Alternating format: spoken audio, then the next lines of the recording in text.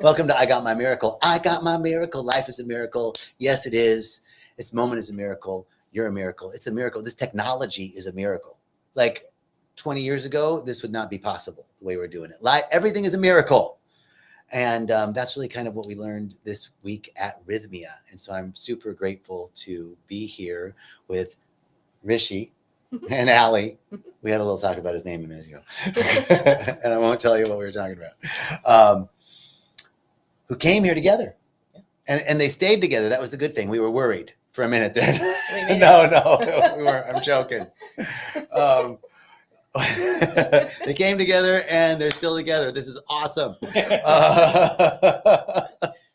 And you both had such a powerful week that I thought, each week I get to that I'm here teaching The Answer Is You, because on other weeks I do other things, but when I get to teach The Answer Is You, I also get to do this Facebook Live, Instagram Live. Hi everybody, thanks for coming in. So I picked these guys. These fine souls. There was no one else. There were so many miracles this week. There were so many miracles. But we connected in such a beautiful way. And I thought both of you had a powerful story to share. And it has been a minute since we had a couple on. I thought you'd be a good, to talk about what it's like to be here as a couple. Sure. So without further ado, tell me a little bit. Let's start with Allie. Allie, what do you do in life and where are you from? Okay. I am we're from LA, but I'm originally from New York. I right now am a prospective graduate student in psychology, but I was in hospitality for a really long time. So very originally in New York, now LA, both places hospitality. So very fast paced, moving life. Didn't have a lot of time to slow down and do things for me. I was in the hospitality business for a lot of years. Oh, okay. Totally understand. Yeah, and super easy to just keep going and not pay attention to anything in life. For me, it was super easy to do a lot of coke. Well, okay, yeah. My experience is a little different, but well, it would have been easy for you. It would have been easy for you. Yeah, I think he was always available. Right. You just decided not to do it. I did have boundaries in that way, but not boundaries in a lot of other ways, like giving. I gave a lot of myself to others. So, that's my background, and I. The last few years, I've slowed down a little and wanted to be more intentional about my time, and heard about ayahuasca, knew very little about it. And then when I came across Rythmia, just something in me was like, let's do this. So how long had you been thinking about it? Probably seriously ayahuasca, not seriously at all. And then Rythmia, seriously for about a year, I think. And we were going to do it over the summer for my birthday. And then we bought the spaces. And then we pushed it back to now for different reasons, but it worked out perfectly. So it kind of happened when it was supposed to. And what was the thing, maybe when did it change from like the summer when you were like, okay, I want to do this? Was there a reason? And then was it a different reason now that you came, or was it the same reason? I think it was the same reason, but I wanted to kind of feel more prepared.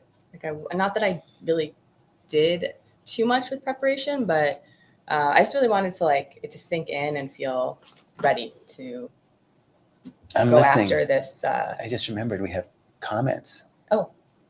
Okay. But yeah, no, I think same reason, but it just felt more right during this time. And what was the reason? Well, part of it just trying something new. I think I'm always up for trying new things. But I've done a lot of different kind of work for myself through therapy the last few years, probably since the pandemic. And I was just finally ready. I was starting to understand parts more about myself, and I just wanted to finally go deeper and explore more of what potential I have and what I'm not maybe tapping into. Okay, so this explore potential, go a little deeper. Was there something in your life that you were like, I really want to fix this? Or were you like, life's pretty good, I just want to go deeper?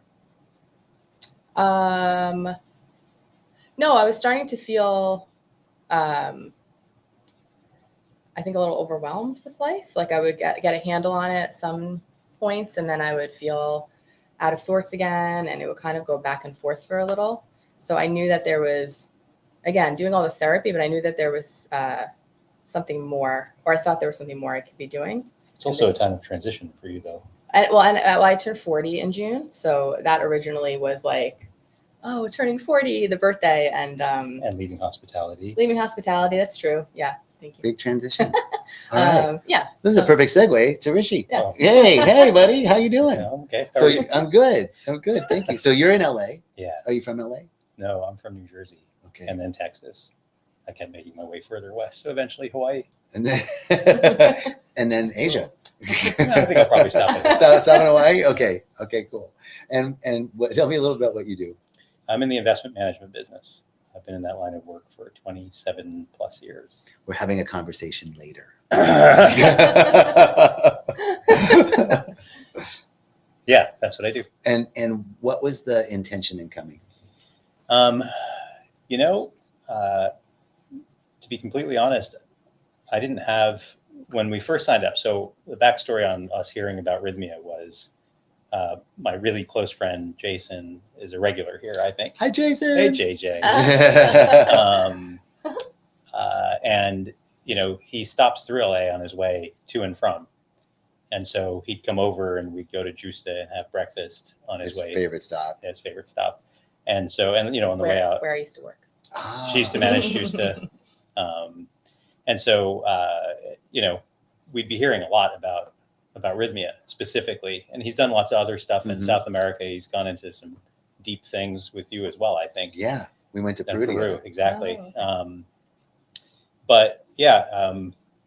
I had done ayahuasca. I had sat for a weekend ceremony, a 2-night ceremony, almost 5 years ago at a place in Orange County. And, it was like in a living room.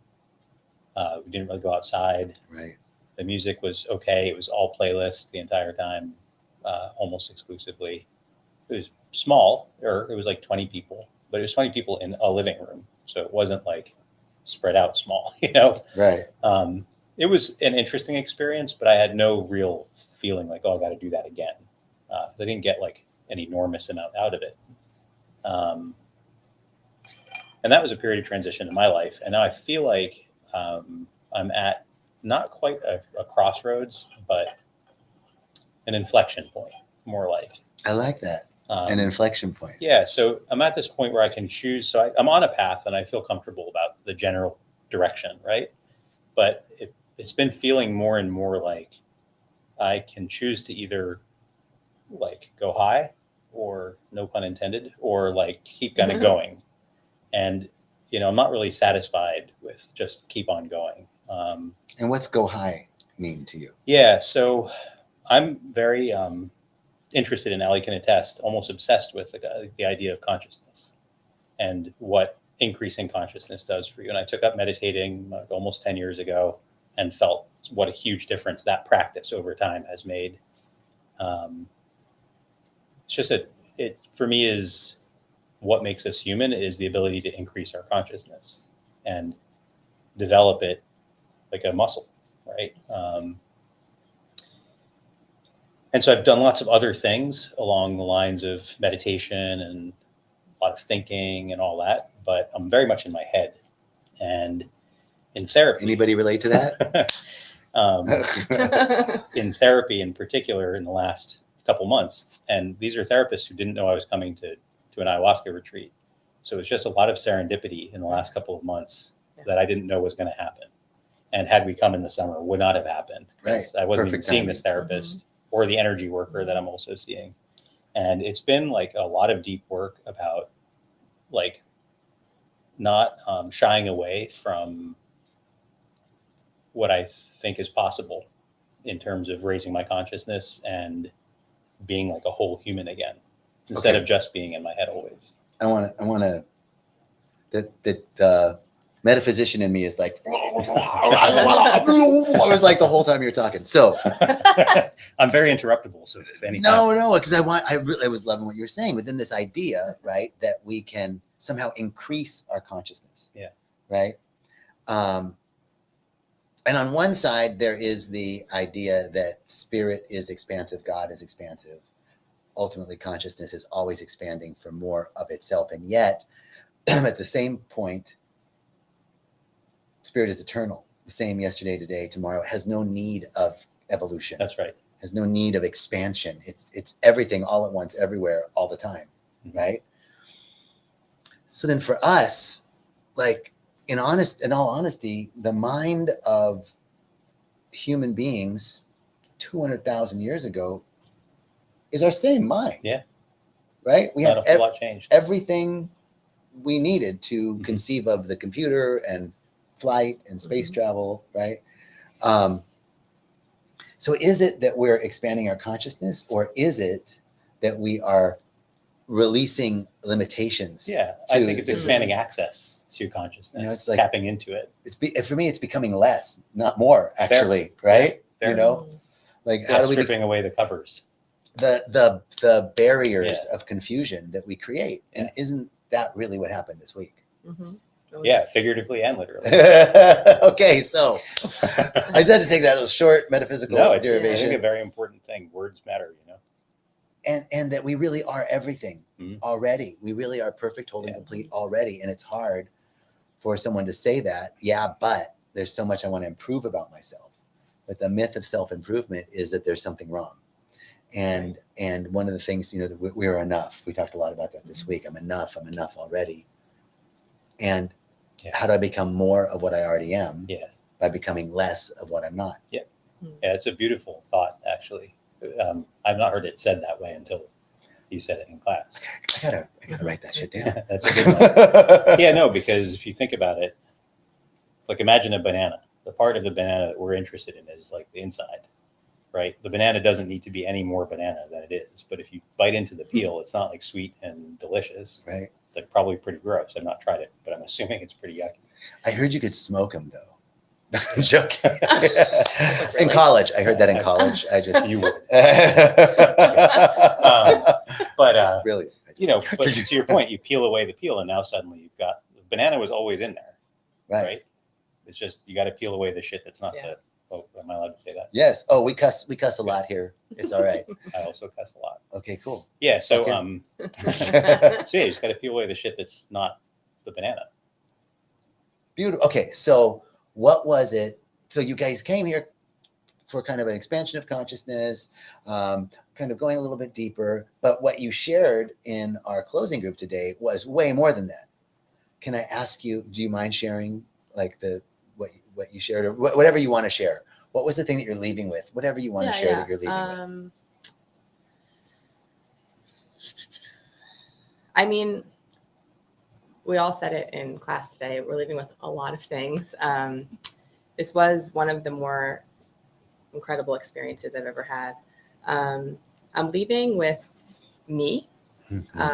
Definitely, I think, without understanding fully going into this week, I felt I'd lost a little of me over the years. And without sounding corny, I feel much more whole again.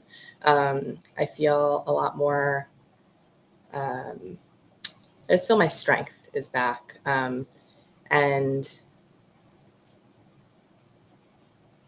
don't know, I'm trying to figure out how to explain it.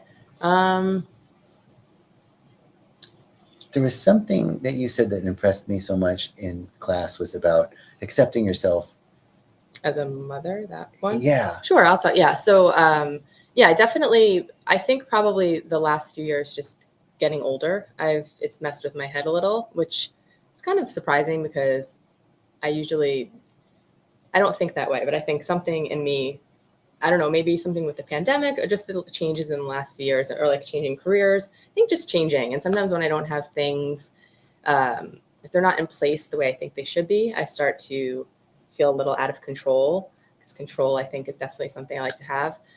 So especially the last few years, getting older and wanting to have the things that I thought I'd have by this age. My career all in place, that's changing. We have a wonderful relationship, but things to figure out. And then, I always, I didn't always know I'd want to be a mom, but it's a strong feeling the last few years. And How much time do we have? No, I'm serious. 'Cause I have two parts here. You know, we, Couple minutes. yeah. Okay. There were two things I really put, like the I biggest just am things. checking to make sure that the sound's working. The biggest things I pulled away were when I was 19, I had cancer. And I think that that's something that over time I just started to not close off from people, but shut down with myself a little bit over the years when things would happen and I would just push through. So one of the evenings I went back to being 19 when I found out I first had cancer, and I was able to feel and be there again and acknowledge myself and my feelings, and not just put everything else and everyone else first in front of me. Okay, I want to stop you right there. Yeah. That is huge, right? And that was something that you weren't, like, you dealt with that, right? It's something like, oh, I'm already done with that. Yeah, I moved on. I looked at it, and I always said, even in therapy all the time, there's different things that happened to me in life. And I was always like, cancer, though, it came at a time when I really needed a break in life and I became strong out of it. I always looked at it like this just super positive thing, which it is in many ways, but I never gave myself, I just repressed all the hard parts of it and didn't give myself credit and to allow myself to feel. I washed it away. In 3 years of being together, this is the first time I've heard her process her cancer that way. Wow. Like anything like that. It's always been this very positive spin, which Ali is a very, very positive person. Yeah. And there's nothing wrong with that. No, nothing. No, but it holds me back because I wasn't really being authentic with myself. So I find that translated to so many parts in my life where I just wasn't fully allowing myself, like I wasn't validating myself a lot of times. So that was one part that was huge for me. And I just want to say, like, what's so like touching to me, and I think important, and I think will be important for people listening, is not that there's anything wrong. There was nothing wrong with you, right? No. Right? And something came up that you were completely unaware of, Mhm. that it was affecting other parts of your life, and you have a new insight around it, and we're able to connect with that part of yourself and process something. That's the magic of this medicine. Yeah, it was, like something unexpected, totally unexpected. And it's funny because in a way that was a miracle, like it was part of it, but it was also just like a really important memory for me to have to understand. Like I think those came up a lot too, like miracles, but also just moments that were really meaningful. We say the medicine will heal you, but in its priority, not yours. mm-hmm. And you were like, Yes, okay, I've got this totally. over here. And she's like, Totally. no, we gotta, I want you to look at this first. And that's going to heal so many other things. Yeah. Right? And I understood that by the end, because to wrap up the rest quickly, today in my closing speech, I expressed that I've wanted to be a mom for the last few years. And because of cancer and chemo, my fertility is not great, a lot less of it there than maybe others at 40. So, it's not something that is that easy to come naturally. But during one of the sessions or ceremonies, I saw my inner child, and I spoke to one of the shamans, and they helped me understand that. I specifically asked for the shaman because she is a woman, and I wanted that female energy, and I told her I wanted the mothering energy from her, or maternal energy. And she told me, like, you have it in you. You are a mom, and you just need to mother your inner child. Like, it's already there.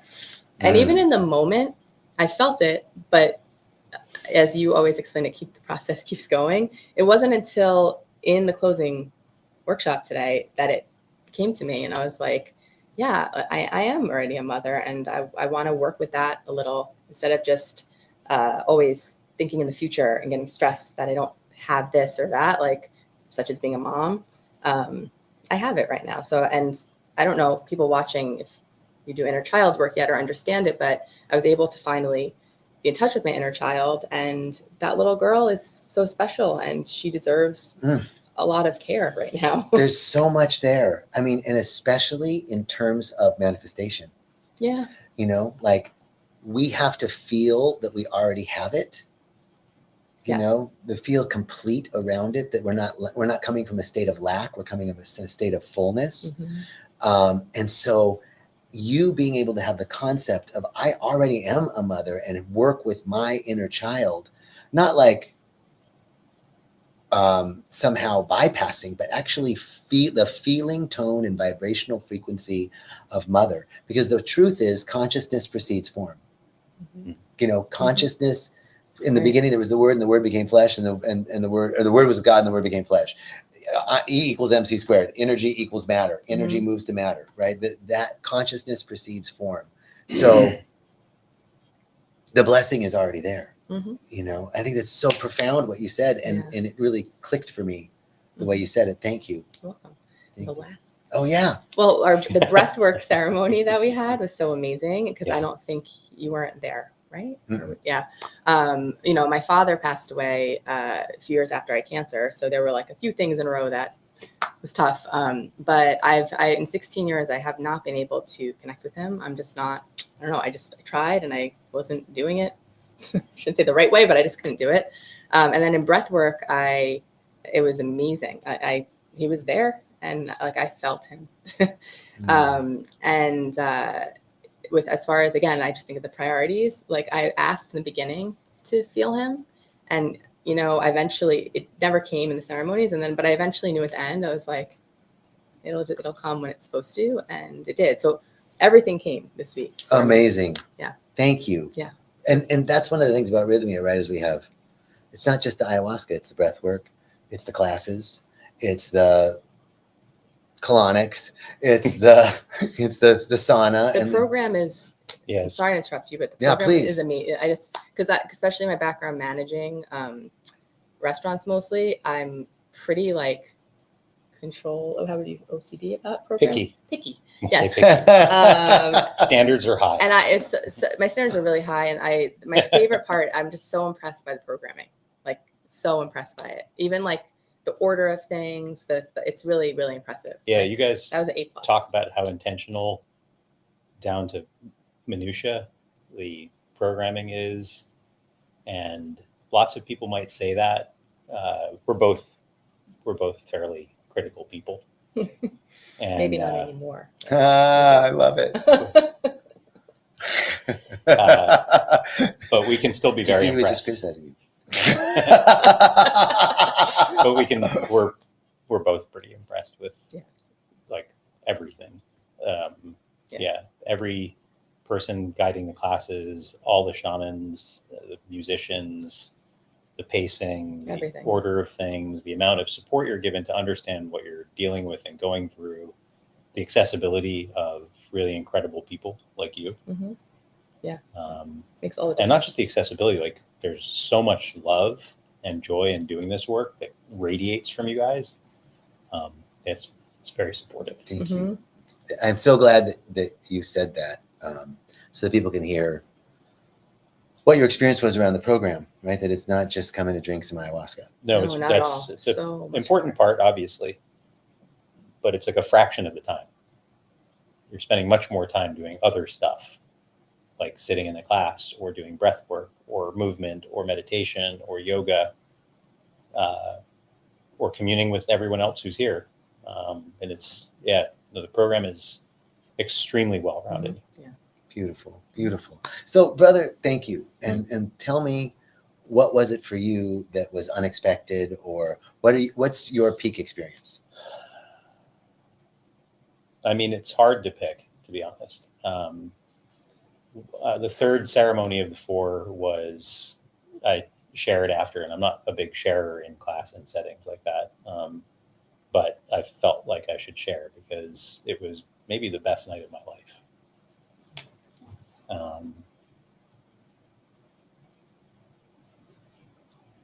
Just a profound set of realizations that there is no way I would have come to in many years of working on it, and they weren't just realizations. They were really deep, resonant. Mm-hmm. But I guess not to copy what Ali said, but what I'm leaving here with that I did not expect to is my whole self integrated, and what's interesting too is that after that best night of my life experience, which happened in the first half of ceremony, right? So there was quite a long night after that where I'd already peaked. What was super interesting was my ego started creeping back in even then, like within minutes of that euphoric feeling. My ego was back and questioning and naysaying and doing lots of things, judging others, all the things that have been my pattern, you know. What was so cool was that the expansion of accessing a consciousness that had been increased in me was able, even in the moment, to say calmly but firmly, we don't do that anymore. That's awesome. Yeah. That's awesome. We don't do that anymore. I love that. We like, we're not going to do that. We're going to do something else. And on the last night, the shaman had us each explain what we thought our intention was. And I don't know what he did with other people, but with me, he gave me a different one. He said, you're putting your old ways behind you. That's your intention. And you're moving forward in sweetness, which is not a term that I think would generally be ascribed to me, you know? Yeah. And you came up and asked me, What the hell is he talking about? right? And what are you leaving with now? Like after you've thought about it a little bit more. Yeah. What I is, mean, I'm still processing it, to be totally honest, but where, you know, if I had to put a pin on it now, I guess I'd say that there's having grace with people and myself and circumstances, and gentleness. I have to say that I grew up Hindu, and there's that term sweetness comes up a lot in some of the Hindu teachings. And I kind of want to go and reconnect with them because I'm not remembering exactly what they were. But that was what came to mind when he said it. Even in the moment, I was like, why is he doing that? Why is he talking about that right now? You know, where does sweetness come from? Right. Well, they talk a lot in the Yahe tradition of Taitawanito. It is, first the bitter, then the sweet. That's right. Right. And so there's this idea of bitter and sweet, joy and challenge and joy, right, being different sides of the same coin. And I mean, and from the Hindu teaching, right? I mean, it is this childlike sweetness of enlightenment. Yeah. You know, just see. Yeah, that it definitely is around enlightenment. That was, yeah. Yep. But yeah, so See, still processing. Yep. I remember the story of a rickshaw driver and a guru. Did I tell the story in class? No. Okay, good. I can't remember which stories I told. Rickshaw. Your stories are good. Just tell them. I know. I can't. Any story is a good story. Okay, cool. But it'll kind of be a nice tie-up for what we're talking about. Yeah. So there's a tragic accident. Both the rickshaw driver and the guru are killed. And who is the Hindu god of life? Shiva? Is Shiva the god of life? Shiva is the death one. The death. Okay. So they go to Shiva, and the guru says to Shiva, like, oh, okay, this is it, right? Like, I'm enlightened. I don't have to go back. And Shiva's like, no, actually, there's 3 more lives for you. And he's like, no. Like, he's got to get all the stuff. And he's like arguing with Shiva. And the rickshaw driver goes, excuse me. And they look at the rickshaw driver and he goes, how many more lives until I'm enlightened? And the god says, you see that tree over there? As many leaves are on that tree will be as many lives as you will need before you're enlightened. And the rickshaw driver says, oh, good. And they look at him and go, what? And he goes, well, at least one day I'll be enlightened. Oh. And in that moment, he was enlightened, right? Like that, like sweetness of like, okay, yeah, like, sure, okay, that many lives. So at least one day I'll get there. Like, bam, that's enlightenment. Yeah, Yeah, I like that story. It's a good story. It's a cute little story. All your stories are good. Oh, thank you, thank you. Okay, so if nothing else, come for the stories. Come for the stories. Stay for the ayahuasca. Yeah. Stay for the transformation. But come for a story. Yeah. And a potentially dirty joke. I'm just saying. Also, really, really good music. And really good music. Really good music. It's like a concert. Okay, anything else you want to gin up? What's coming up from like highlights, favorite things? Well, I mean, I love people so much, but I also feel energy a lot and easily. So I just love when everyone is together and feeling good. And, when we started the week, everyone was fine, but getting to know each other. And it was just, I think also for others who like people and just being around others, it's a nice amount of time to really get to know the group you're with. And it filled my heart also just to see everyone else moving through the week and all the miracles they got to. And so that also was just like hearing everyone shares was a favorite part of mine also. So that was just really nice. You guys were here in a full week. Yeah. And a lot of times people go, oh, I don't know. I don't want to be there in a full week. I don't think. And statistically, more people receive miracles in a full week because there's this energy. Yeah, you were the saying energy exactly was that. great. Exactly what you were saying, Mm-hmm. right? The energy is great. You're hearing so many more people, and you're also attending to each other in a really powerful way. Like the group, so I actually really like. It's really amazing here when it's full. It's special when it's not, but don't let it discourage you because I think you had a remarkable experience on a full week. 100%. Yeah, I its think fullness didn't have any, and I'm much more of an introvert than Ellie is. So like shares were not my favorite part, right? Not to say that they weren't great, but like for me, it was much more the like being with the medicine and that kind of. But yeah, I mean, all that said, the fullness of the week didn't detract at all, even for the mild. So anything else that you well, no, just the experience of the medicine and with the guidance of those shamans and helpers. That's to do this kind of work with this kind of powerful medicine in a context that feels so safe. It really lets you go into it. Yeah.